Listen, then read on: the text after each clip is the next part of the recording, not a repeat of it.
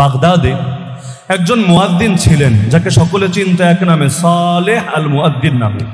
প্রত্যেকে এক নামে চিনত এবং সালেহ মানে সৎ। বাস্তবেও ইতিহাস এটা স্বীকার করে ওয়াকানা রাজুলান সালিহা, সে একজন নেককার মানুষ ছিল, আল্লাহওয়ালা মানুষ ছিল, বুজুর্গ মানুষ ছিল। সে সময় আজান দিতে হতো, আমরা যেমন মসজিদের ভেতরে মাইকে আজান দিই এভাবে না, বরং মসজিদের উপরে ছাদের উপর চড়ে মিনারের উপর চড়ে আজান দিত। মাইক তো আর ছিল না, আওয়াজ তো দূরে ছড়াতে হবে, ভেতরে বসে আওয়াজ দিলে কি আর দূরে যাবে নাকি?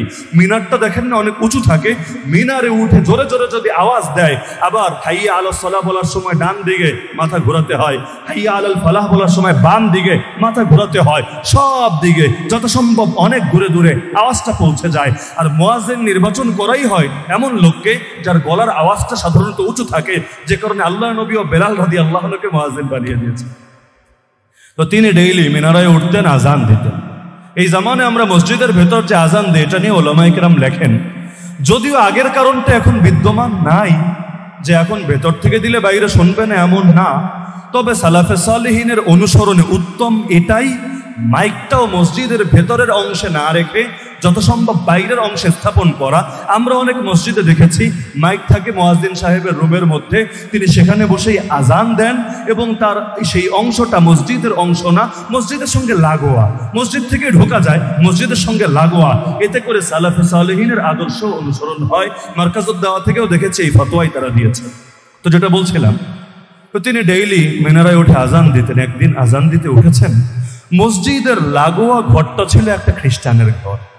খ্রিস্টানের মেয়েটা ছিল অনেক রূপসী, অপরূপ সুন্দরী। আজান দিতে উঠেছেন, 40 বছর আগে আজানে দিয়েছেন, তার মানে তিনি জুয়ান না বুড়া? বলেন না, জুয়ান না বুড়া? জন্ম দিয়েই তো আজান দেওয়া শুরু করেন নাই। যদি 15 বছরে আজান দেওয়া শুরু করেন, 15 + 40 বয়স মিনিমাম 55 বছর তার, তাহলে বয়সটা একেবারে কম না। কিন্তু ভাই ওই যে আগে বললাম যে নজর হলো শয়তানের বিষাক্ত তীর, কার ভেতরে লাগবে আর কার ইমানরে বরবাদ করবে আল্লাহ ভালো জানে। জাস্ট একটা নজর পড়েছে নারীটার দিকে। ইমাম ইবনুল জাওজি রাহিমাহুল্লাহ লেখেন, আজান আর দিতে পারে নাই, ভেতরে এমন দুর্বার আকর্ষণ জন্মেছে, নিজেকে আর কন্ট্রোলই করতে পারছিল না। জীবনটাই তার কাছে অনর্থক মনে হচ্ছিল। এই মেয়েকে ছাড়া সে কিছুই ভাবতে পারছিল না, অথচ রিলেশন হয় নাই, কিচ্ছু হয় নাই, জাস্ট এক পলক দেখেছে, এতেই পুরো দিলের হালত চেঞ্জ হয়েছে। সে যে একজন সৎ মানুষ, আল্লাহওয়ালা মানুষ, সবাই তাকে শ্রদ্ধা করে, সম্মান করে, সব ভুলে বসেছে। মিনারা থেকে নেমে এসেছে, বাড়ির দরজায় গিয়ে নক দিয়েছে, কড়া নেড়েছে, মেয়ে দরজা খুলেছে। মেয়ে তো আগ থেকেই চেনে, যদি অন্য ধর্মের লোক, কিন্তু পার্শ্ববর্তী মসজিদে আজান দেয়, কে না চেনবে, মুরব্বী মানুষ, সে সম্মান করছে। বলছে, হুজুর আপনি এখানে, আপনি কি মনে করে, আপনি আসেন, ভেতরে আসেন, বসেন। এখন তিনি ভেতরে গিয়েই সঙ্গে সঙ্গে দরজা লাগিয়ে বললেন, শোনো, দ্বিতীয় কোনো কথা বলবা না, আমি তোমার প্রেমে ফেসে গিয়েছি, এখন আমি তোমার সঙ্গে জৈবিক চাহিদা পূরণ করব, খবরদার বাধা দেওয়ার চেষ্টা করবা না, না হলে আমি জোরপূর্বক তোমার সঙ্গে সম্পর্ক করেই ছাড়ব। মেয়েও ভয় পেয়ে গেল, এবং চেহারা দেখলে তো বোঝাই যায় এটা কি ফান নাকি সিরিয়াস, দুষ্টমি নাকি বাস্তবেই সিরিয়াসলি বলছে, বোঝা যায়। এখন মেয়েও তো একটু ভয় পেয়ে গেছে, বলছে, না না, আপনি একজন মুরব্বী মানুষ হয়ে আমার এই ক্ষতি করতে পারেন না।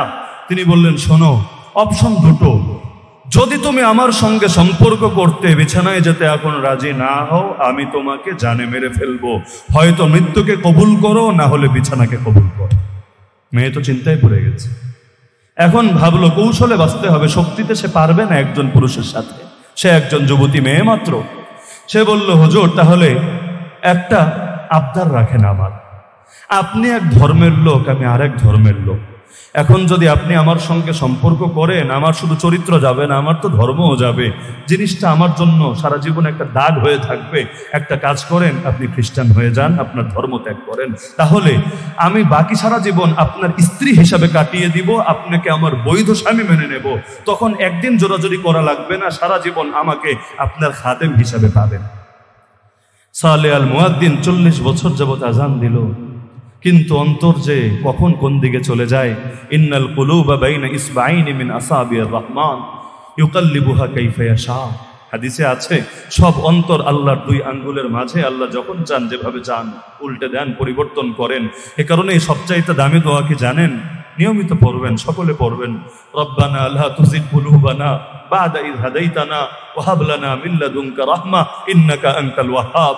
আল্লাহ একবার হেদায়েত দেওয়ার পর অন্তরটাকে আর বাঁকা পথে নিয়েন না। আয় আল্লাহ, একবার হেদায়েত দেওয়ার পর আর গোমরা বানিয়েন না। হে আল্লাহ, রহমত করেন, দয়া করেন। আপনার দয়া ছাড়া হেদায়েতের পথে থাকতে পারবো না। আপনি তো মহান দাতা, আমারে হেদায়েত দেন, আমাকে রহমত দেন। নবী এভাবেও দোয়া করতেন, ইয়া মুসাররিফাল কুলুব সাররিফ কলবি আলা তাতিক, ইয়া মুসাব্বিতাল কুলুব সাব্বিত কলবি আলা দীনিক। হে অন্তরকে পরিবর্তনকারী, আমার অন্তরটাকে আপনার ইবাদতের আনুগত্যের দিকেই ঘুরিয়ে দেন। হে অন্তরকে স্থিরতা দানকারী, আমার অন্তরকে আপনার দ্বীনের উপর স্থিরতা দান করেন। তো সালেহ আল মুয়াদ্দিন এক মুহূর্ত দেরি না করে বলল, আমি ইসলাম ত্যাগ করলাম। মুহাম্মদ সাল্লাল্লাহু আলাইহি ওয়াসাল্লাম যে দিন ধর্ম নিয়ে এসেছেন তার সঙ্গে যাবতীয় সম্পর্ক ছিন্ন করলাম। আমি নবী ঈসার আনিত খ্রিস্ট ধর্ম গ্রহণ করে নিলাম। নাউযুবিল্লাহ বলবেন না? সেই নারী সঙ্গে সঙ্গে বলল, হুজুর, এটা যে আপনার ফাঁদ না, আমি কিভাবে বুঝবো? হতে তো পারে এমন আমার সঙ্গে ধোঁকা দেওয়ার জন্য আপনি কথা বলেছেন। কোনো রেকর্ড নাই, কোনো সাক্ষী নাই। আমার সঙ্গে সম্পর্ক শেষ করে বিছানা থেকে উঠে আবার বলবেন, আশহাদু আল্লা ইলাহা ইল্লাল্লাহ ওয়া আশহাদু আন্না মুহাম্মাদান আবদুহু ওয়া রাসূলুহু। আমি আস্থা কিভাবে রাখবো? বাকি জীবনের প্রশ্ন, বন্ধনের প্রশ্ন। এখন আমি কিভাবে আস্থা রাখবো? আমাকে আপনি এনশিওর করেন। কিভাবে করব? এই যে এখানে শুয়োরের গোশত রাখা আছে, আপনি শুয়োরের গোশত খান। ওদের ঘরে তো শুয়োরের গোশত স্বাভাবিক। আমাদের কাছে গরু যেমন পবিত্র, ওদের কাছে শুয়োরও এমন পবিত্র, শুয়োরের গোশত খায়। তিনি দেরি না করে পাতিল থেকেই নিয়ে শুয়োরের গোশত খাওয়া শুরু করে দিলেন। খেয়ে খেয়ে পেট ভরে বললেন, এবার তো হয়েছে, এবার তো তোর বিশ্বাস হয়েছে। বললো না, আরেকটা জিনিস বাকি রয়ে গেছে। কি সেটা? ঘরে মদ রাখা আছে, মদটাও খেতে হবে। শুয়োরের গোশত খেয়েছেন বুঝলাম, একটা নয়তো ভুল করলেন। আপনি হয়তো সামনে তওবা করে ফেলবেন, আয় আল্লাহ, আমি তওবা করেছি, আমায় ক্ষমা করো শুয়োরের গোশত। কিন্তু মদটাও যদি খান, আমি পুরোপুরি নিশ্চিত হতে পারি বাস্তবে মন থেকেই আপনি খ্রিস্ট ধর্ম গ্রহণ করেছেন। আকবর কিছু না ভেবে এত বড় হুজুর, এত বড় আল্লাহওয়ালা সালেহ আল মুয়াদ্দিন, এক নামে যাকে সকলে চেনে, মদ খেলো, কিন্তু অভ্যাস তো নাই।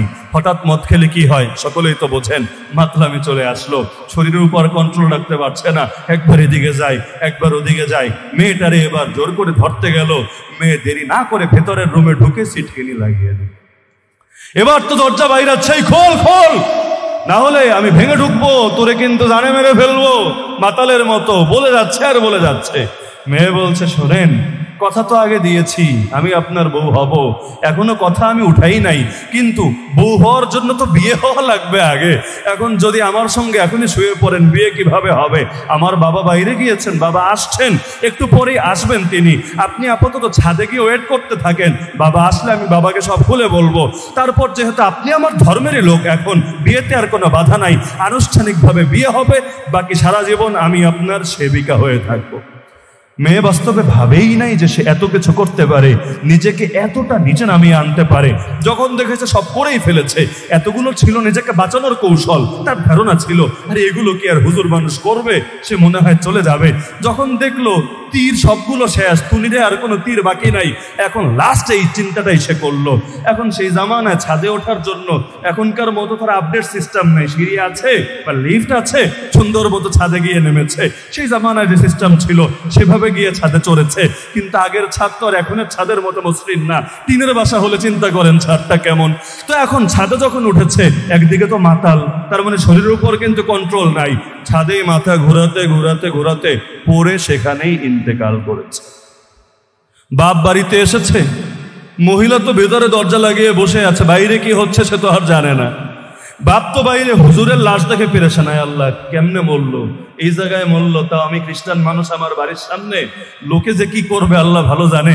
কারণ খ্রিস্টান মানুষ এখানে মরার মানে সবাই ভাববে আমি খুন করেছি, পয়জন দিয়েছি, বা যে কোনো ভাবে তারে আমি হত্যা করে ফেলেছি। ভয় পেয়ে তাড়াতাড়ি ভিতরে গেল, দরজায় নক দিল, মেয়ে খুলে দিল, মেয়ে সব কাহিনী শোনালো। শুনে বাপের দিল বড় খুশি হলো, সাবাস বেটি, একটা কাজের কাজ করেছে। এখন আজানের টাইম শেষ, নামাজের টাইম শেষ, কিরে মুয়াজ্জিনও নাই, আজানও নাই, মুসল্লিরা পেরেশান হয় না? আরে হয় কিনা?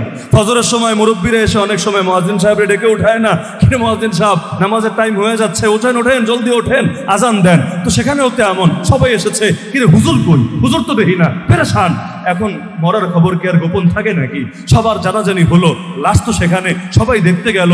কিন্তু যখন পুরো ঘটনা শুনলো তখন প্রত্যেকে থুথু দিতে লাগলো, কারণ সে তো আর মুসলমান নাই, মুরতাদ হয়ে গেছে, কালেমা নিয়ে তো আর মরে নাই, কুফরের উপর মরেছে। তারা তার জানাজাও দিল না, কাফনও হলো না, দাফনও করলো না। তারা তার লাশে বস্তার মধ্যে পেঁচিয়ে একটা ডাস্টবিনে ফেলে রেখে আসলো।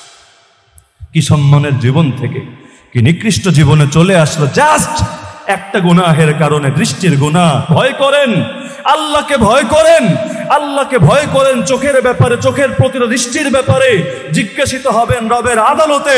দুনিয়ার কেউ দেখুক বা না দেখুক, জানুক বা না জানুক, সাক্ষী থাক বা না থাক, আল্লাহ তাআলা জানেন। ইয়ালামু খাইনাতাল আয়ুন ওয়া মা তুখফিস সুদূর। কোরআনে আল্লাহ জানিয়েছেন চোখের প্রতিটা খেয়ানত তিনি জানেন, অন্তরে কিছু যা কিছু ভাবো সবই তিনি জানেন। সবার আইওয়াশ করতে পারবেন, রব্বুল আলামিনের চোখ কখনোই ফাঁকি দিতে পারবেন না। সুতরাং আখেরি গুজারিশ এটাই রেখে যাই, যুবকরা হারায় যায়েন না। ইসলাম বিজয়ী হবেই হবে, আপনাকে নিয়ে অথবা আপনাকে ছাড়া। বড় সৌভাগ্যবান হবেন যদি আপনিও ইসলামের একজন সৈনিকে পরিণত হন। ইসলামের বিজয়ে আপনারও বড় অবদান থাকে। ইসলাম ছাড়া আপনি হেরে যাবেন, প্রতিটা ধাপে হারতেই থাকবেন, হারতেই থাকবেন। ইসলাম কিন্তু জয়ী হবেই হবে। সুতরাং পিছায় থাইকেন না। জান্নাতীরা জান্নাতে সওদা করে ফেলেছে, আর কতকাল ভোগ বিলাসরত থাকবেন? আল্লাহ ডেকে ডেকে বলেছেন, ইয়া আইয়ুহাল ইনসান মা গাররাকা বিরাব্বিকাল কারীম। হে মানুষ, মহানুভব রবের ব্যাপারে কোন জিনিস তোমাকে ধোকায় ফেলে রাখলো? টাকা পয়সা, গাড়ি বাড়ি, নারী, দুনিয়ার স্বপ্ন, internet, online, YouTube, Facebooking, pornography, movie, কোন জিনিস তোমাকে তোমার রবের ব্যাপারে ধোকায় ফেলে রাখলো? ফাফিরু ইলাল্লাহ, আল্লাহর কাছে দৌড়ে আসো, পালিয়ে আসো, ভেগে আসো। সময় বড় কম, কবর প্রতিদিন ডাকছে আপনাকে, যেদিন হারাচ্ছেন আর পাবেন না কখনো। দেরি না করে ফিরে আসেন। আল্লাহ তাআলা আমাদের সবাইকে ইসলামের বিজয়ের কাফেলায় শামিল হওয়ার তৌফিক দান করুন। আজ এই বৃষ্টির মধ্যেও ঘাগটিয়ার এই ময়দানে যেভাবে একত্রিত থাকলাম, জান্নাতুল ফিরদাউসে আমাদের সবাইকে ভাবে একত্রিত হওয়ার তৌফিক দান করুন। আমিন।